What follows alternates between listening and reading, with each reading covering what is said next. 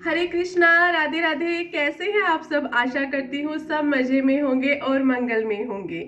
चैत्र नवरात्रि का पावन महीना चल रहा है। ऐसे में माता के भक्त माता की भक्ति में डूबे हुए नजर आ रहे हैं।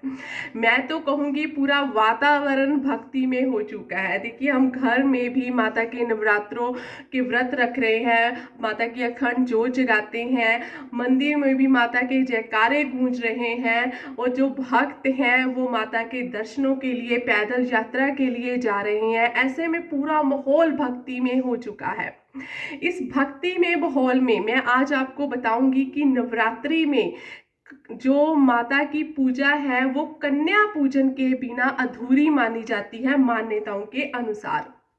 देखिए, हमारे हिंदू धर्म में कन्या पूजन का विशेष महत्व माना गया है। हम नवरात्रों में माता के 9 रूपों की पूजा करते हैं। देखो, हर जगह पर नवरात्रों की पूजा अलग अलग तरीके से की जाती है। ज़्यादातर हम कन्या पूजन जो है वो अष्टमी और नवमी तिथि को ही करते हैं। काफ़ी जगह पर जो भक्त हैं वो कन्या पूजन नवरात्रों के 9 दिन कन्या पूजन करते हैं। देखो, कहा जाता है कि कन्या को माता दुर्गा का ही रूप माना गया है और साधक पर, कन्या पूजन करने वाले साधक पर माता की विशेष कृपा होती है। साधक के घर में अन्न धन के जो भंडार है वो भरे रहते हैं। देखिए, कन्या, मैं आपको बताती हूँ कि कन्या पूजन हम कैसे करते हैं। तो देखिए कि जो कन्या पूजन है, सबसे पहले तो हमने एक दिन पहले कन्याओं को आमंत्रित करना है, साथ में एक बटू को भी निमंत्रित करना है। 9 कन्याओं को आमंत्रित करना है। देखिए, अब मुझे प्रश्न आएगा कि बटू क्या है, क्या होते हैं बटुक। तो देखिए, जो हम 9 कन्याओं के साथ एक लड़के को बिठाते हैं कन्या पूजन में, उसको हम बटुक बोलते हैं। तो देखिए, काफ़ी जगह पर जब हम अखंड जोत जगाते हैं ना, तो हम पहले गणेश भगवान जी की पूजा करते हैं, है ना। हम विघ्नहर्ता की पूजा करते हैं ताकि हमारी जो अखंड जोत है वो 9 दिन जगती रहे। और काफ़ी जगह पर हनुमान जी की भी पूजा की जाती है, जिसको काफ़ी जगह पर लंगूर वीर भी बोला जाता है।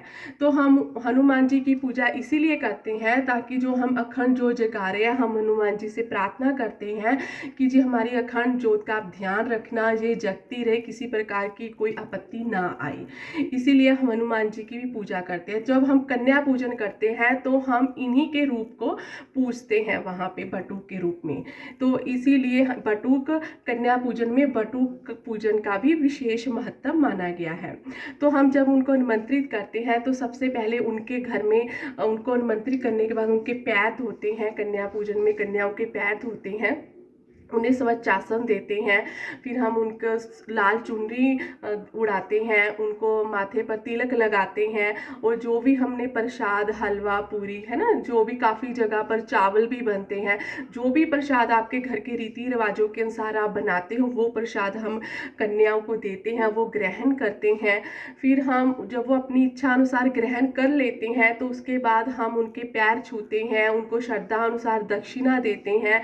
तो देखिए, कन्या पूजन में 9 कन्याओं का होना जरूरी होता है। अगर 9 से अधिक आ जाए तो आप उनको भी श्रद्धा से, भाव से, प्रेम से उनको भी भोजन करवाएं। देखिए, कन्या पूजन में एक और बात का ध्यान रखना है कि जो कन्याएं होती हैं वो 2 साल से लेकर 9 साल तक की कन्या को ही आप कन्या पूजन में बिठा सकते हैं। देखिए, जब 2 साल से जो पहले वाली कन्या है ना, 2 साल से कम उम्र की जो कन्याएं हैं, उनको हम कन्या पूजन में इसलिए नहीं बैठाते हैं क्योंकि हम, देखो, हम जब कन्या पूजन कराते हैं तो हम उनको प्रसाद देते हैं, वो प्रसाद हलवा पूरी ग्रहण करती हैं। तो जो 2 साल से पहले वाले हैं उनको तो हम, देखो, फीका खाना भी दे दें, उनको टेस्ट नहीं आता है ना, हम फीका भी दे दें तो बच्चा खा लेता है। इसीलिए हम उनको कन्या पूजन में नहीं बिठाते हैं। 2 साल से बड़ी उम्र की 9 साल तक की बच्चे को ही हम कन्या पूजन में कन्याओं को बिठाते हैं। इस बात का भी ध्यान रखिए। देखिए, कुछ और बातों का भी ध्यान रखना आप कन्या पूजन में, कि कन्या पूजन करने से एक दिन पहले आपको कन्याओं को आमंत्रित देना है, साथ में एक बटुक को भी निमंत्रित देना है। और कन्या पूजन से पहले आप अपने घर में अच्छी तरह से साफ सफाई कर लें। और जब कन्याएं घर पर आए तो उन्हें स्वच्छ आसन पर ही बिठाना है। और कन्याओं को घर जब आप बुलाते हैं तो उनको जब वो आपके घर में प्रवेश करती हैं तो सबसे पहले आपने उनके पैर धोने हैं। जो पैर हैं वो आप दूध और पानी मिक्स करके, और हो सके तो उस जल में आप फूल की पत्तियां भी डालकर उनके पैर धोने चाहिए।